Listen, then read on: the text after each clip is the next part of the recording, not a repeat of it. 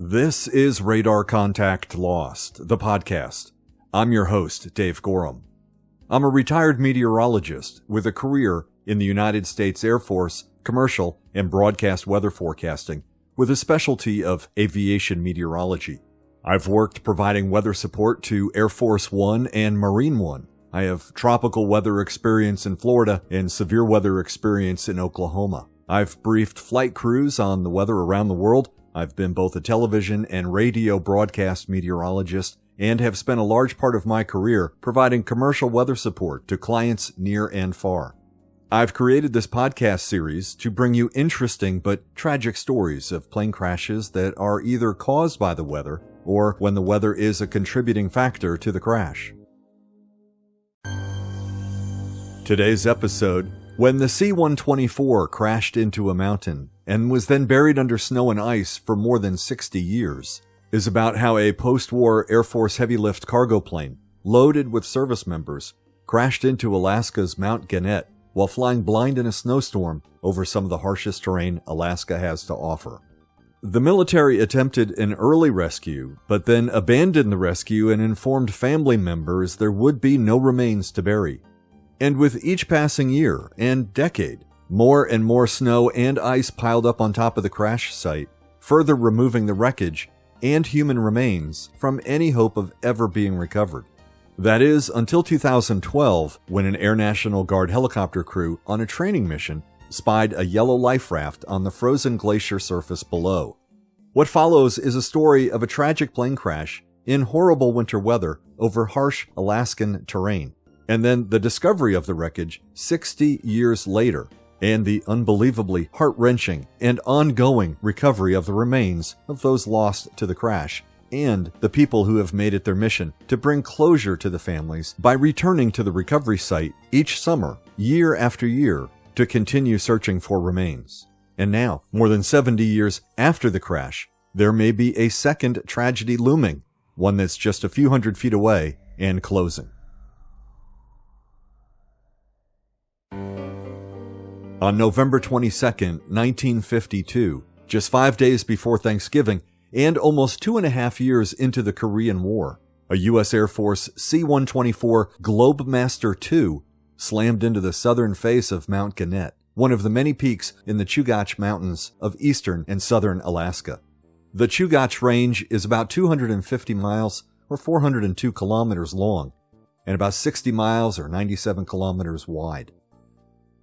The range mostly hugs the southern coastal portions of Alaska, just west of Canada's Yukon Territory, to the Cook Inlet near Anchorage.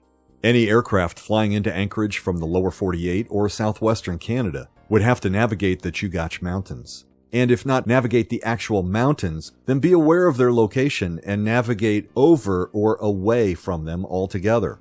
This particular flight's destination was Elmendorf Air Force Base on the north side of the city of Anchorage. Mount Gannett is located 60 miles or 96 kilometers east of the Ted Stevens International Airport and 53 miles east of Elmendorf Air Force Base. The easiest and most direct way to Elmendorf from the south would be far away from Mount Gannett and the Chugach Range and well out over the waters of the Gulf of Alaska. Slamming into Mount Gannett could only indicate that the plane was well and thoroughly off course. Or maybe not. We'll look at all the scenarios, but first, let's take a look at the Globemaster II.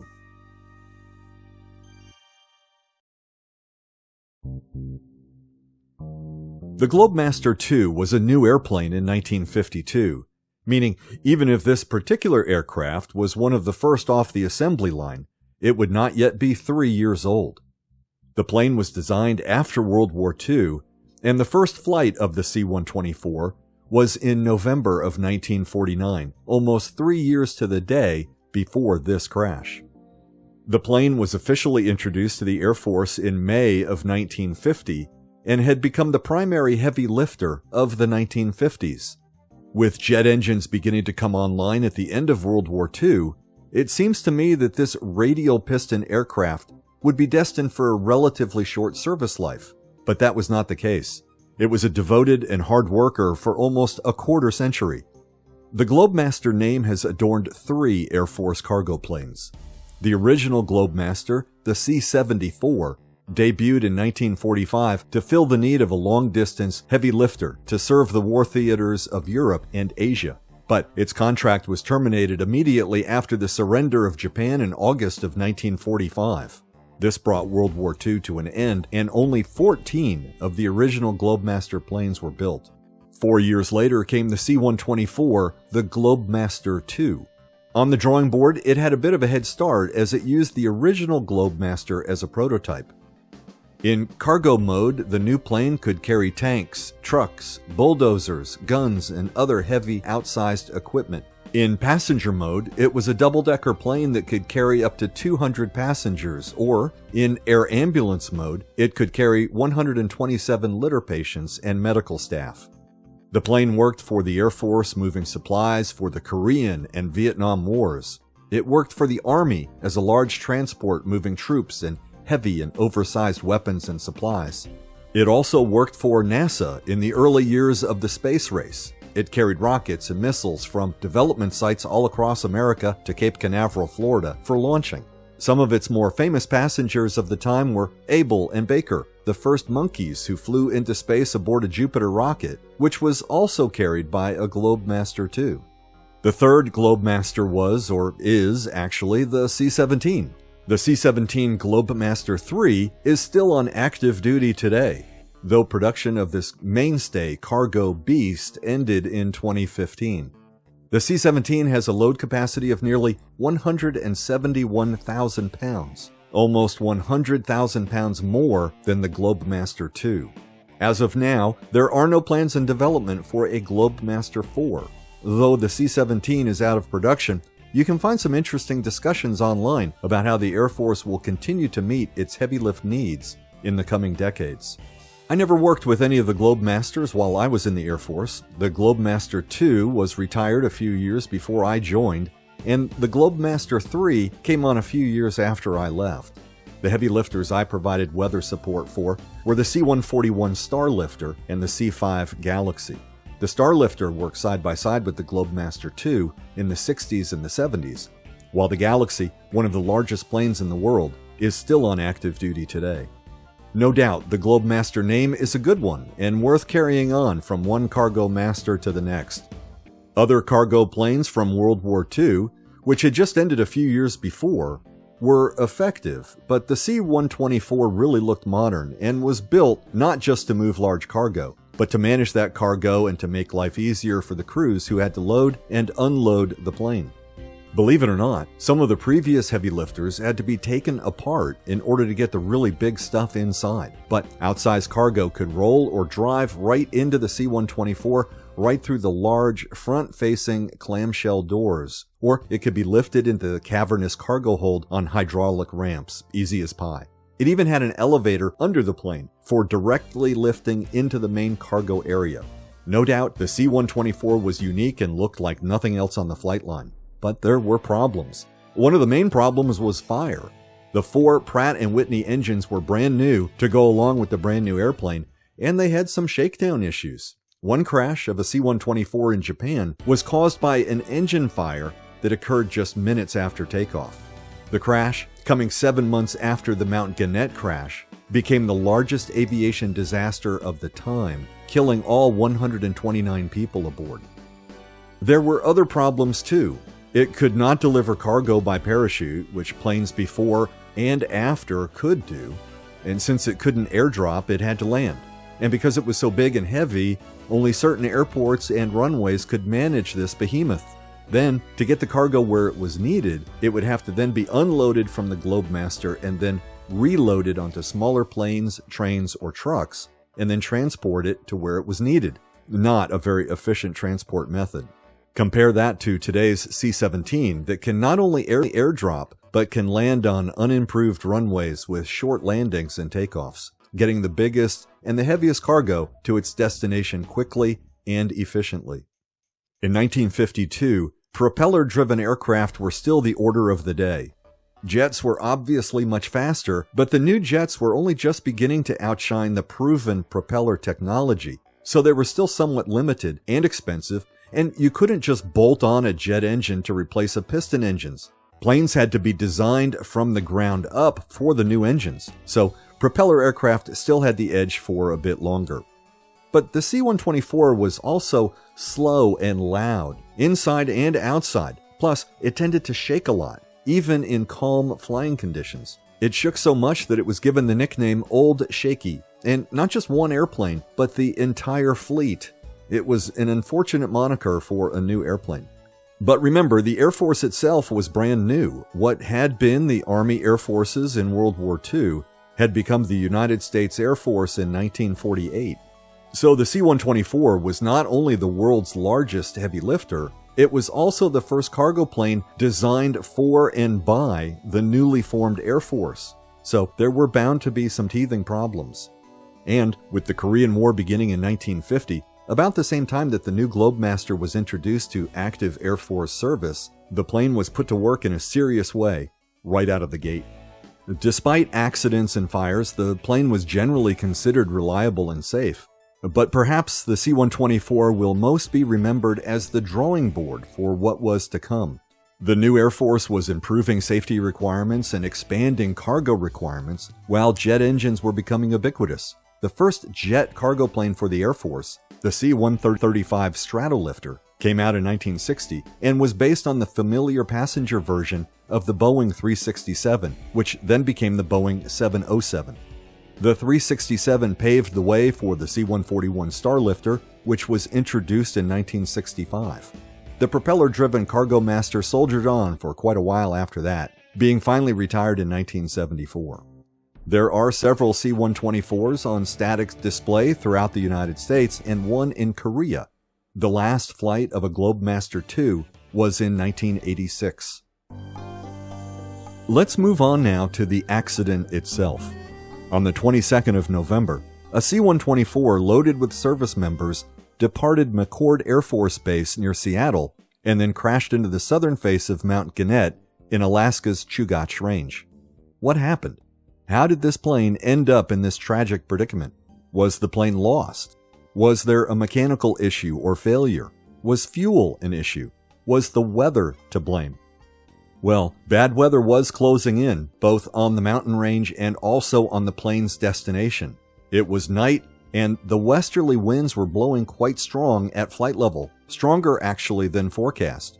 However, when the plane did not show up on time at Elmendorf, nobody knew what had happened. For 3 days, as the storm raged on, nobody knew the fate or even the location of the potential crash of this aircraft and the 52 souls on board. However, looking at the map, it doesn't seem quite logical that the plane would have been in the neighborhood of this mountain. Based on the course and the destination of the Globemaster, it would not be an obvious place to search.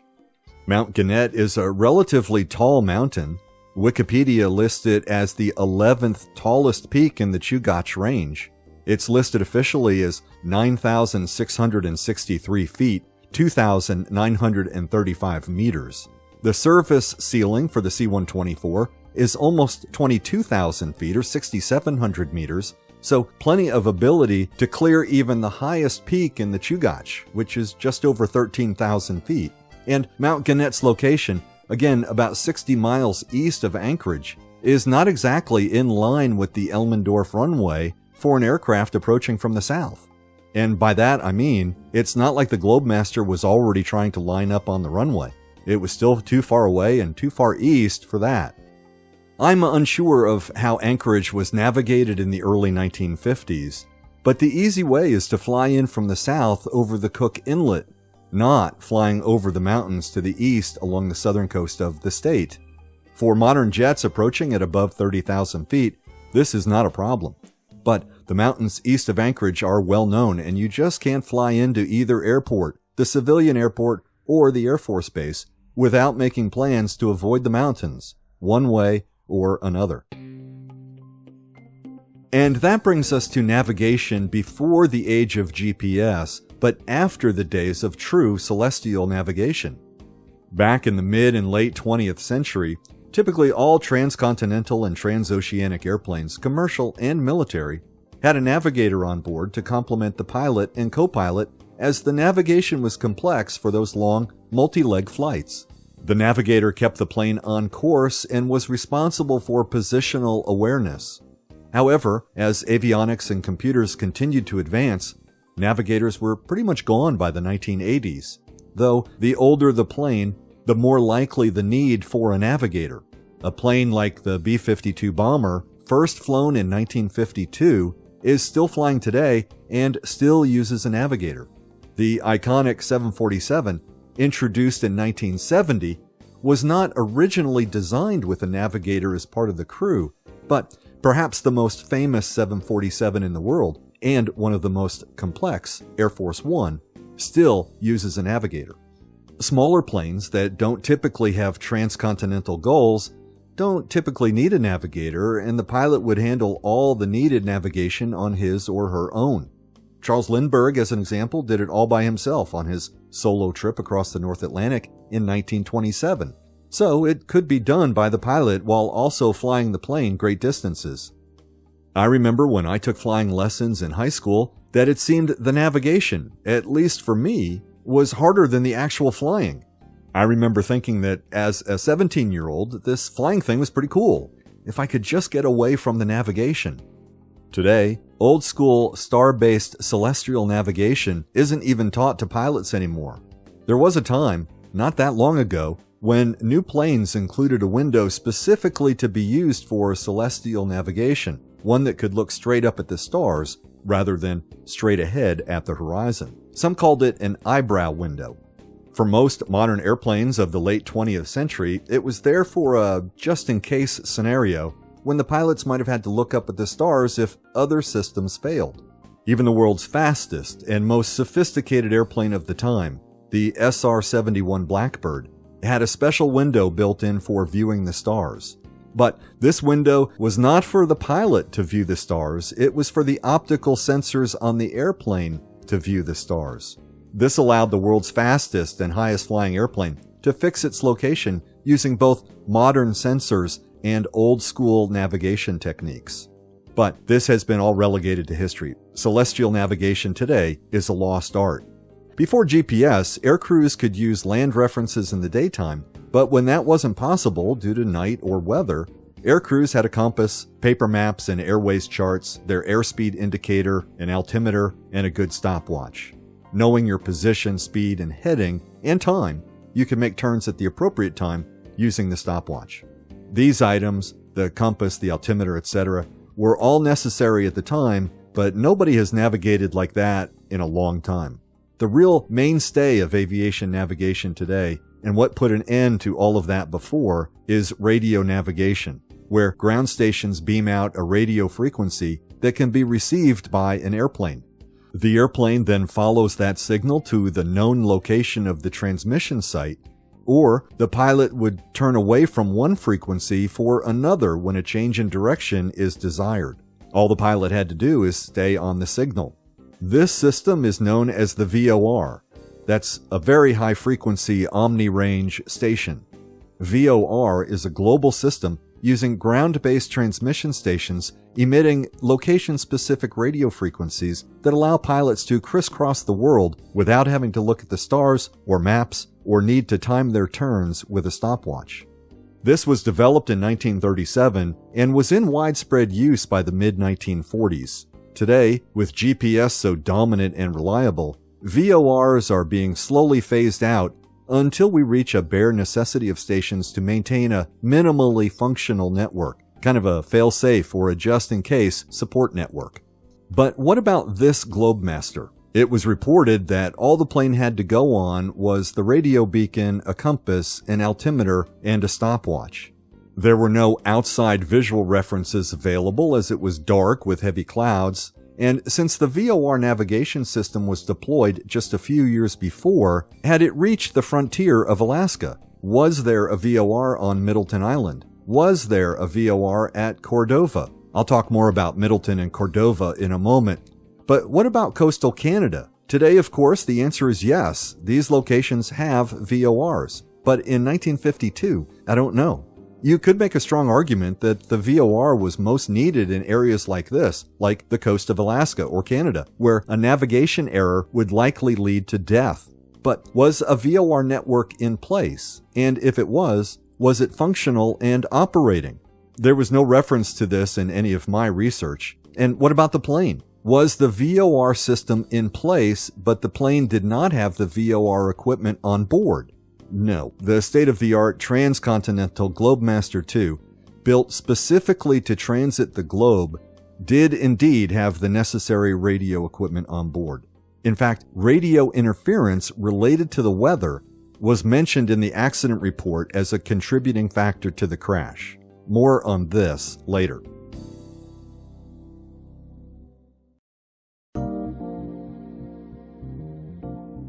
Now, what about Cordova and this Middleton Island place? It was reported that the plane cleared the Middleton Island navigation point, and then there's nothing ever heard from the airplane again.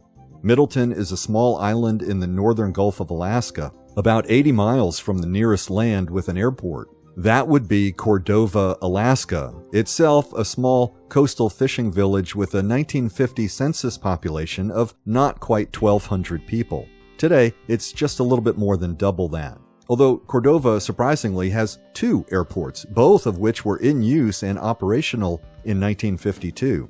You may remember hearing of Cordova before, as it was the village just 10 miles away from the Exxon Valdez oil tanker disaster in 1989. I'm unsure what the runway situation in Cordova was like in 1952. Remember, we're talking about a huge airplane. It can't land just anywhere. My guess is that neither of the Cordova airports had the capability to land a C-124. On the other hand, Cordova could only be accessed by air or by sea. There were no roads then to connect Cordova to the rest of the world, and that's still the case today. So I'm sure that even in 1952, Cordova had a lot of air traffic, which is why they had 2 airports. But a C-124 was not likely the type of airplane the runways were built for. Today, the larger airport has a 7,500-foot paved runway. The rest of the runways in Cordova are gravel. What about Middleton? Could they have landed at Middleton if necessary? Well, the crew likely had not yet realized they were in trouble or lost, if that's what actually happened. They may have passed over the small island oblivious to what the future held. So let's not take too much time here trying to figure out if landing on Middleton is or was a possibility. I think the short answer is no. Even today, the island is listed as uninhabited, though there is a runway in a National Weather Service NEXRAD radar site. The runway was not there in 1952. And again, I'm not convinced that the crew knew that they were lost at the time. They likely flew by both places without a second thought. So, what went wrong? Well, we've already talked about the where and the what. The plane hit the southern face of Mount Gannett at about 8,000 feet, and the weather, it was snowing with heavy clouds, and it was night. But why? Why did this airplane hit this mountain? And I'll guess that's the million-dollar question. It's been reported that the plane was navigating with the, quote, barest of navigational aids, unquote. It was following a radio beacon. This was likely a VOR, but it doesn't have to be. And as I just mentioned, nothing in my research indicated that it was actually a VOR signal the plane was following. And there are other radio frequencies that a plane could lock onto and follow. It's well known that the Japanese pilots on their way to bomb Pearl Harbor 11 years earlier used regular AM radio frequencies from Hawaii to confirm they were on the correct course. The Globemaster struck the southern face of Mount Gannett, so that would indicate the plane was traveling north. To me, this is peculiar. Why would they be traveling north some 50 miles east of their destination? Mount Gannett is a bit more than 100 miles inland from the open waters of the Gulf of Alaska, but 40 miles inland from Prince William Sound. To a lost air crew, even a crew who didn't know they were lost, could this have been mistaken for a southern approach to Anchorage? Could the approach to Mount Gannett somehow have been mistaken for an approach over the Kenai Peninsula and the Cook Inlet into Anchorage? Mount Gannett is 61.2 degrees north latitude, so is Elmendorf Air Force Base. Could the crew have been asking themselves, hey, how come we don't see the lights of Anchorage down there, just before they ran into Mount Gannett? Or, because they were in heavy clouds, could they have just assumed that the lights were indeed below them? And then there's the wind forecast. Turns out it was very wrong. The crew was told to expect 40 knots from the west, but the actual wind was 80 knots from the west. One plane in the area reported 90 knots at 10,000 feet. Could this have blown the crew more than 50 miles off course to the east? If they were following a radio beacon, VOR or otherwise, the wind shouldn't have mattered. Well, the wind mattered, of course, but you would still follow the signal and steer into it to compensate for the wind. But if they were on a radio frequency, which one were they following, and why would they be following a signal that would have directed them over Mount Gannett? To me, at this point, they were no longer on a radio frequency, as the icy weather makes those signals difficult to lock onto. If the weather caused them to lose the beacon, and they can't get a fix from the stars, and the navigator hasn't been keeping track of their position, they're lost. And then there's a radio transmission that a Northwest pilot in the area heard on the distress frequency that said, quote, "If we're going to land, we might as well land here," unquote. I'll talk more about this mysterious transmission in a few minutes. There are just too many things that don't make sense here. If they were following a radio frequency to Anchorage, why were they near Mount Gannett? If they were experiencing engine trouble or some other malfunction that was causing them to consider making an unplanned landing, as suggested by the transmission heard by the Northwest pilot, how did they find themselves near Mount Gannett? When did the Northwestern pilot hear this radio distress call? And what a strange distress call. It was not a call for help on the distress frequency. Instead, it sounds just like one pilot talking to the other. That's not the kind of thing that you would expect to hear being transmitted on the emergency frequency. But still, if they were following a beacon, wouldn't they somehow be on course for Anchorage rather than flying north towards interior Alaska? And then there's this, and this is just me thinking out loud, but could they have called an audible and changed their course from Elmendorf Air Force Base in Anchorage to Ladd Air Force Base in Fairbanks because the weather around Anchorage was so bad? If they had cleared Mount Gannett, then it was just a straight shot to Ladd Air Force Base in Fairbanks. I'll make an argument here that instead of being lost or struggling to find their way to Anchorage, they could have been on course for Fairbanks, just too low. We'll never know. In my research, the only destination ever stated was Elmendorf Air Force Base in Anchorage. If they had made the decision to head to Fairbanks instead of Anchorage, they did not, or for some reason could not, communicate it to anyone but themselves. To me, though, when the destination airport is unusable because of bad weather, you set a course for the alternate airport.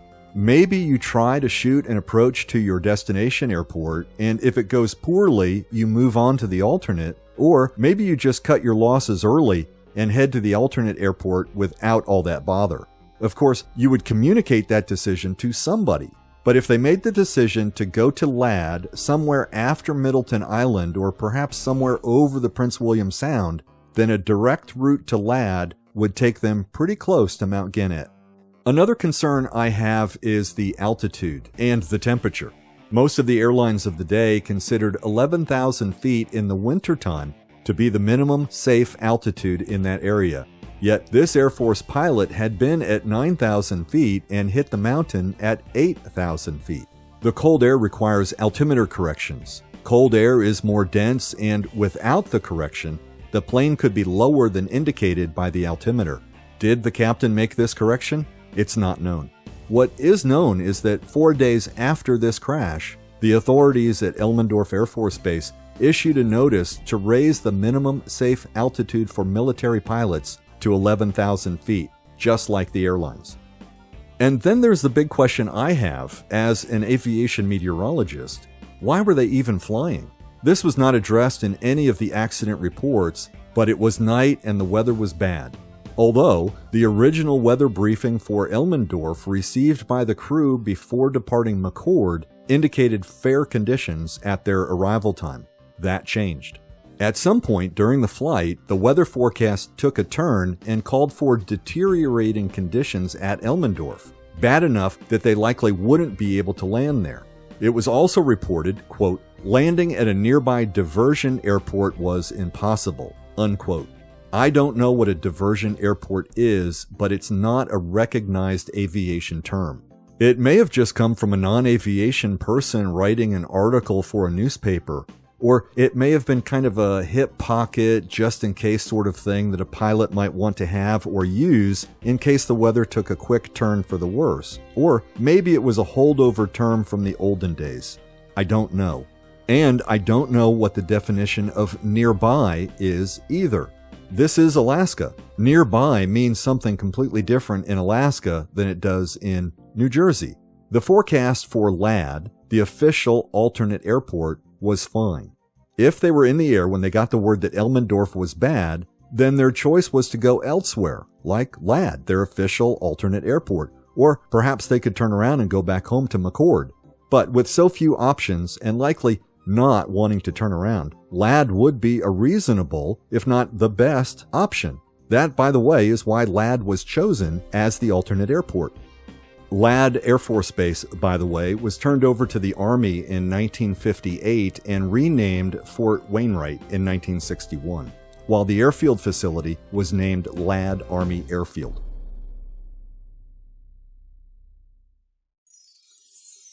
Let's talk about the alternate airport for a moment because this is an important consideration.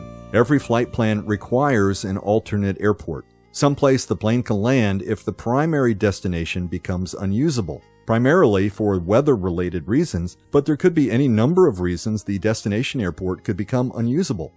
For example, the primary airport on the Canary Islands, Las Palmas, was unexpectedly closed on March 27, 1977, due to, of all things, a bomb threat. This forced all aircraft to land instead at an airport on the island of Tenerife, 66 miles to the northwest. Perhaps you know this date and location, and the situation that would become the worst aviation disaster of all time, all stemming from this unexpected airport closure. But the point here is that an airport can be closed and aircraft diverted to other airports at the drop of a hat. Pilots have to be prepared for this. It's better to plan for this in advance rather than trying to figure it out, literally, on the fly. Still, I'm left to wonder what this aircrew was thinking. And let's not forget the wind. They were told a westerly wind at 40 knots. Well, there's typically only one way to get a westerly wind in Alaska or the Gulf of Alaska, and that's behind a weather system. In late November or early December, there is typically only one type of weather system moving through the Gulf of Alaska, a big one. Let's look at the facts that this aircrew had as they were walking out to their C-124 Globemaster II at McCord Air Force Base near Seattle for their departure to Elmendorf Air Force Base near Anchorage. Number 1, a flight of perhaps 7 or 8 hours to Elmendorf. Number 2, at night. Number 3, an acceptable weather forecast at the destination, but a big winter storm system in the Gulf of Alaska that should have been a red flag for a possible change to the forecast en route, which might indicate a change to the alternate airport would be necessary. And number 4, with a plane that had standard navigation equipment that, compared to today, was basic and without a lot of room for error. And I'll add number 5, few options if anything went bad. And the last consideration was the fact that this crew was in charge of the largest heavy lift airplane in the world, loaded with 52 people and whatever other cargo they were carrying. At what point does the margin for safety become so small that you opt to delay? Under the best of conditions, this was not a flight with a lot of options. If you're flying from London to Rome, there are a lot of options. Boston to Dallas, there are a lot of options. Seattle to Anchorage, very few options. I mean, what else would have had to go wrong or be marginalized here for this captain to say, nope, not tonight, fellas, let's try it again tomorrow? In episodes 1, 2, and 3 of Radar Contact Lost, I talked about the confidence, or perhaps the overconfidence, of a pilot. A seasoned combat pilot flies into the Empire State Building. A pilot who disregarded the warnings of his co-pilot and then crashed less than a mile after takeoff. And a pilot with 31 years flying with a major airline who crashed a mile short of the runway. Could overconfidence have contributed to this crash?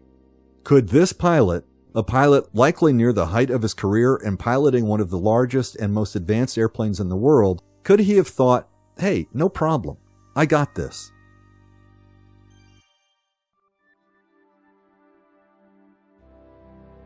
I said a few moments ago that nothing was ever heard from the Globemaster after Middleton Island.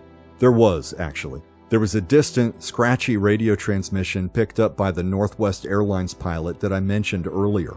He heard, quote, "As long as we have to land, we might as well land here. That's it, nothing else." It was attributed to the C-124 crew because it was on the 500 kilocycles distress frequency used by the Air Force and others. Kilocycles, by the way, is the term that was used in the 1950s. Today it would be kilohertz.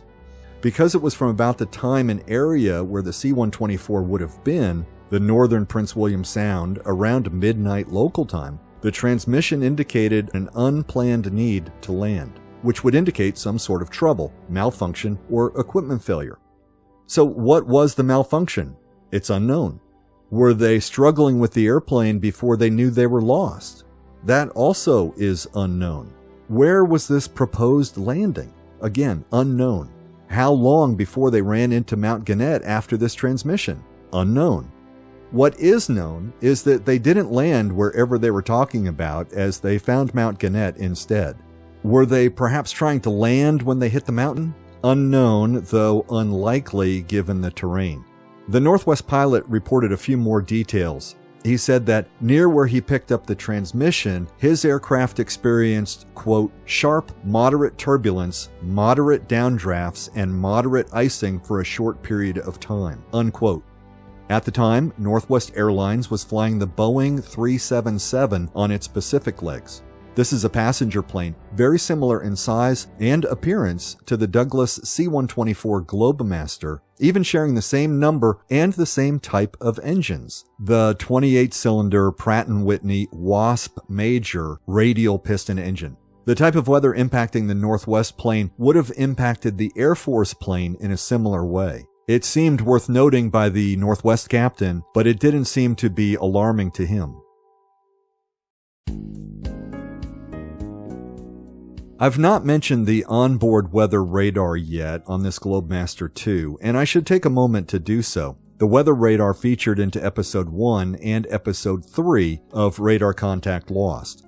I discussed how radar was a factor, or a concern, in each of those crashes. And because this plane was flying at night in bad weather and mountainous terrain, you might be wondering about the radar.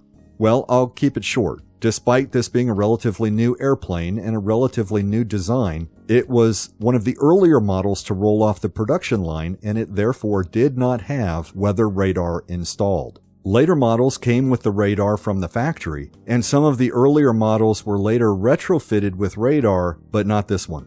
It seems to me that a large, loaded airplane flying at night in bad weather over mountainous terrain could have benefited from onboard weather radar.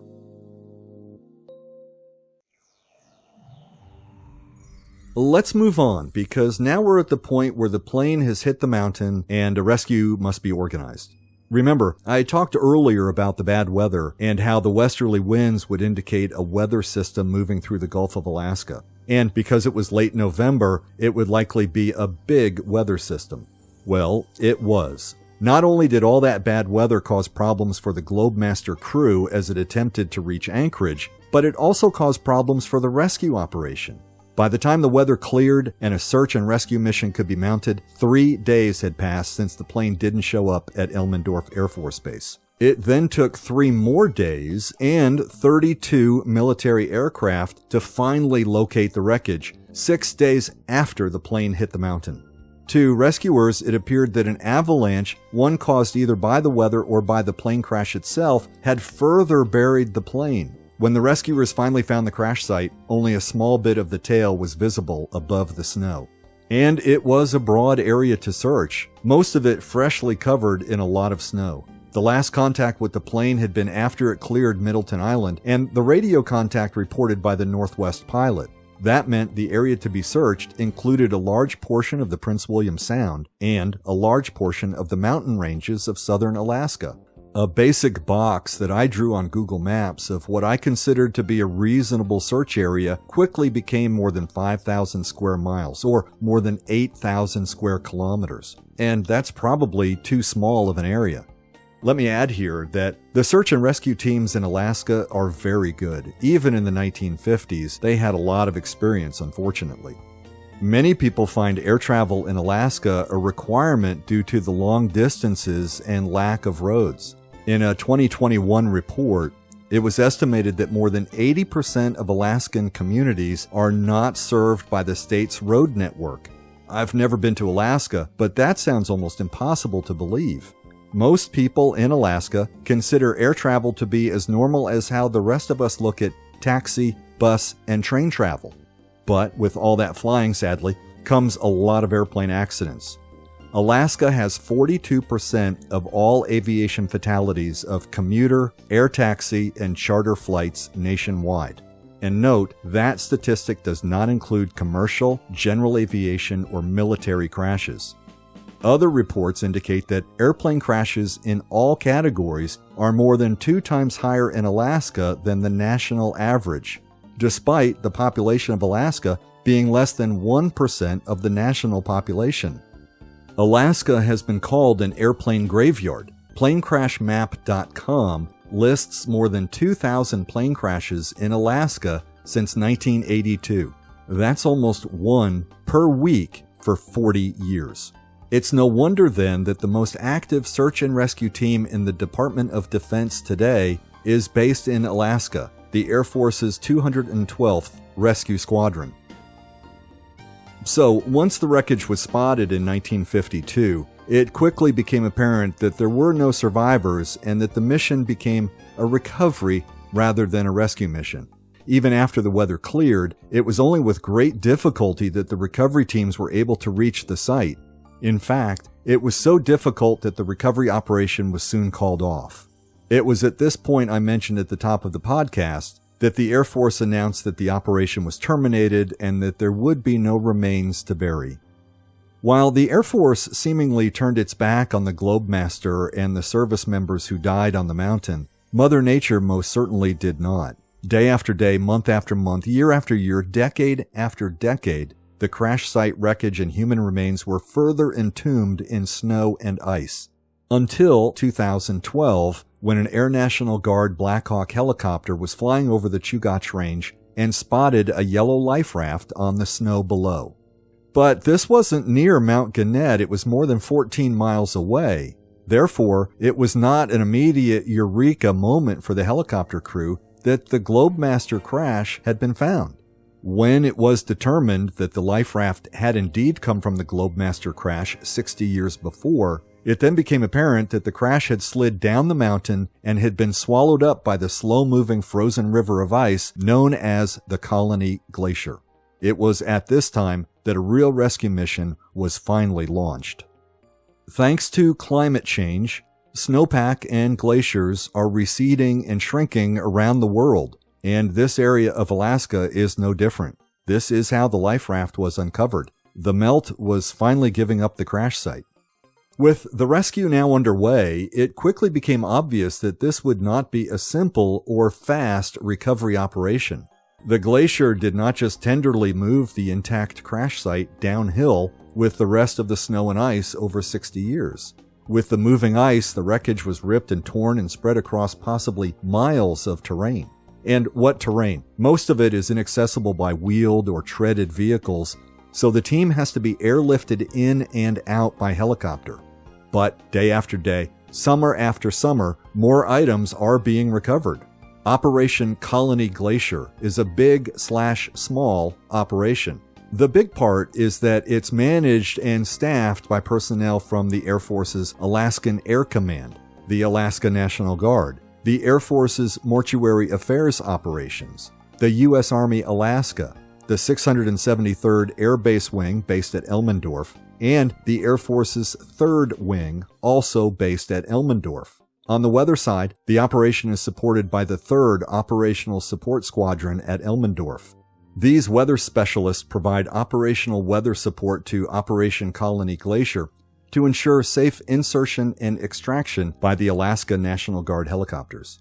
And perhaps I should have clarified this earlier in the podcast, but Elmendorf Air Force Base has been known officially as Joint Base Elmendorf-Richardson since 2010, when Elmendorf merged with the Army's Fort Richardson.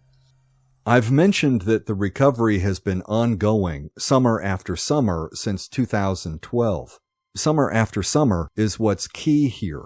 The crash site is only about 300 or so miles from the Arctic Circle, and there's only a relatively short summer window when the rescue operations can occur. A former project officer for Operation Colony Glacier has said that the icy landscape, the crevasses, the unpredictable nature of the weather, and the ever-changing environment of the glacier present very challenging conditions to the mission. The safety of the team is paramount and the number one priority. That is understandable for sure. And it's easy to understand why the window for the operation is only open for a limited time in the warmer months of summer. But here's the small part of this big/small operation. Each year when the summer window is open, 6 days per week, weather permitting, up to just 10 members will visit and work the site. And they plan to do this work until all the debris and human remains are recovered. It's a dangerous area to work, and so the team is kept small to minimize the risk, as well as to minimize the impact to the environment. And it is emotionally draining for the team as they sift through snow, ice, water, and rubble for the smallest items from the crash. Sometimes it's a part of the Globemaster, like a radio knob or a wheel. Sometimes it's a personal effect, like a small camera. But sometimes it's human remains, like a tooth, that can then later be identified by DNA. As of June 2022, 47 of the 52 service members who died on Mount Gannett have been identified. An absolutely remarkable achievement. And with that comes closure to more and more families who lost their loved ones long ago on that dark, snowy, frigid night in the mountains of Alaska. The soldier's creed in part states, "I will never leave a fallen comrade." And this couldn't have greater meaning and devotion than on Colony Glacier. Once found, human remains are then flown to the Air Force Mortuary Affairs Operations based at Dover Air Force Base in Delaware. The process ensures dignity, honor, and respect. Once identified, the remains and any personal effects are then returned to the family for burial.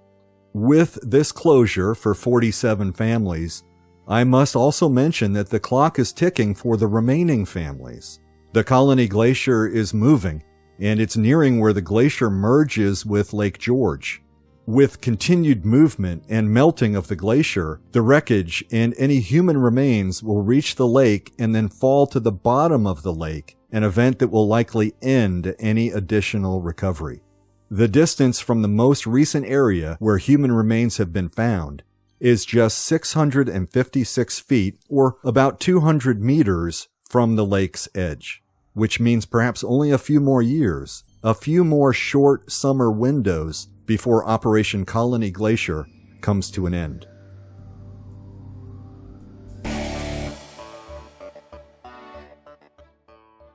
The National Transportation Safety Board, the NTSB, was formed in 1967, well after this crash occurred, so there is no NTSB accident investigation report available. And military crash reports aren't always available, but I did find several reports, including the declassified report from the Air Force, which I'm sure is how these other reports were populated. These other reports came from the Bureau of Aircraft Accident Archives and the Aviation Safety Network. To summarize, the reports noted the probable cause was a navigation error attributed to the pilot. The contributing cause, the winds at flight level, were incorrectly forecast. And a probable contributing cause, precipitation static, which made radio reception impossible. And let me add my note here. Given the altitude and the air temperature, the precipitation noted in the report would be ice. The declassified report by the Alaskan Air Command under the Department of the Air Force was lengthy. It was 167 pages. The investigation board met on December 8th, 10 days after the wreckage had been found. The Air Force report mentioned a few things that the other reports did not. It mentioned that icing and turbulence was an issue. It also mentioned that the radio navigation system on the C-124 was, quote, as good as you can get, unquote. The investigation board also could not confirm if the C-124 passed over or missed Middleton Island, indicating that an exact time and location, perhaps an hour before the crash, is unknown.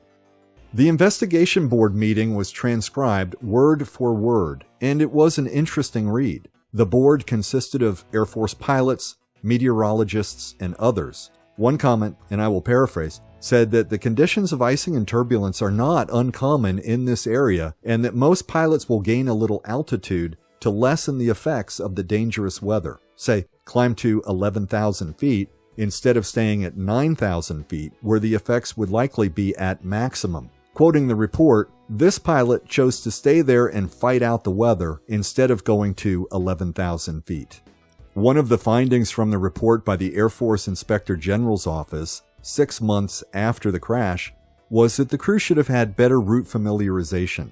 The pilot in command had only done this route twice, the co-pilot 6 times, and it was the first time for the navigator. Again, none of these reports mentioned a possible change in course from Elmendorf in Alaska to Ladd in Fairbanks, despite a course that put Fairbanks in the direction the Globemaster was flying. That's all for this time on Radar Contact Lost, the podcast. Thanks for listening. If you'd like to learn more about the crash of the C-124 Globemaster II on Mount Gannett, check out the books entitled The Longest Flight Home and Gifts from a Glacier, The Quest for an American Flag and 52 Souls, both available on Amazon or perhaps can be ordered from your local bookstore. Neither of these books, by the way, were the basis for any of my research, but they do look interesting. The declassified Air Force report is online, and you can find it at the Air Force Historical Research Agency. The 164-page PDF is an interesting read. It includes the letter from the Northwest Airlines pilot written to the Air Force about the transmission he heard on the distress frequency. The report also includes passenger manifests, maintenance records, blurry and faint weather charts, and even air traffic control transcripts. I'll warn you in advance, though, some of the pages look like they're only poor photocopies of the last page of triplicate carbon paper. They're fuzzy, smudgy, and generally unreadable. Unfortunately, this was not uncommon in the decades before the digital age. If you'd like to learn more about the ongoing rescue and recovery efforts, search online for Operation Colony Glacier. You'll find lots of information. The Public Affairs Office at Joint Base Elmendorf-Richardson can also be helpful. I'd like to thank the team here at RCL. On the air traffic control side, we have former controllers Cindy and Michael Hentz and Tony Gorham. Tony and Cindy are also in charge of our airports and procedures research. On the weather side, we have meteorologists Chris Hebert, Joe Spain, and Nathan Stanford with expertise in climate, climatology, and severe weather. And on the pilot side, we have retired FedEx Captain Michelle Acorn and far from retiring FedEx First Officer Larry Gregory. It's a great team, thanks to each of you. With each new episode of Radar Contact Lost, I will bring you interesting but tragic stories of plane crashes from across the United States and from around the world. When these crashes involve the weather as a possible cause or contributing factor, I'll rely on my 40-year career as an Air Force, broadcast, and commercial meteorologist with a specialty of aviation meteorology to explain what happened and why.